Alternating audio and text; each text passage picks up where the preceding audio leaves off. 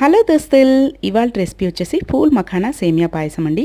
అందుకోసం ఇక్కడ నేనైతే డ్రై ఫ్రూట్స్ అన్నీ కూడా చిన్నగా చాప్ చేసుకుని బాగా నెయ్యిలో ఫ్రై చేసుకొని పక్కకు తీసుకున్నానండి. అలాగే అదే ప్యాన్లోకి 1 కప్ వరకు పూల్ మఖానాన్ని వేసుకొని వాటిని కూడా ఫ్రై చేసుకోవాలి. తర్వాత నేనైతే ఇక్కడ సన్న సేమియాని తీసుకున్నానండి, అది కూడా బాగా ఫ్రై చేసుకోవాలి. తర్వాత ఒక 1 అవర్ బిఫోర్ నేనైతే సగ్గు బియ్యాన్ని నానబెట్టేసుకున్నాను. వాటిని కూడా ఇదే ప్యాన్లోకి వాటర్తో సహా వేసేసుకొని బాగా ఉడికించుకోవాలి. అందులోకి షుగర్ పొడిని వేస్తున్నానండి. 4 ఇలాచీలు వేసుకొని షుగర్ని అంతా కూడా పౌడర్ చేసుకున్నాను. దాన్ని కూడా ఇందులోకి వేసుకొని కాస్త ఉడికిన తర్వాత మనం ఫ్రై చేసి పెట్టుకున్న సేమియా అంతా కూడా వేసుకోవాలి. తర్వాత మరిగించిన పాలు కూడా పోసేసుకొని చివరిగా డ్రై ఫ్రూట్స్ అలాగే స్టవ్ ఆఫ్ చేసుకున్న తర్వాత పూల్ మఖానా వేసుకున్నామంటే టేస్టీ పూల్ మఖానా సేమియా పాయసం రెడీ అయిపోతుంది. పూల్ మఖానా త్వరగానే మగ్గిపోతుందండి.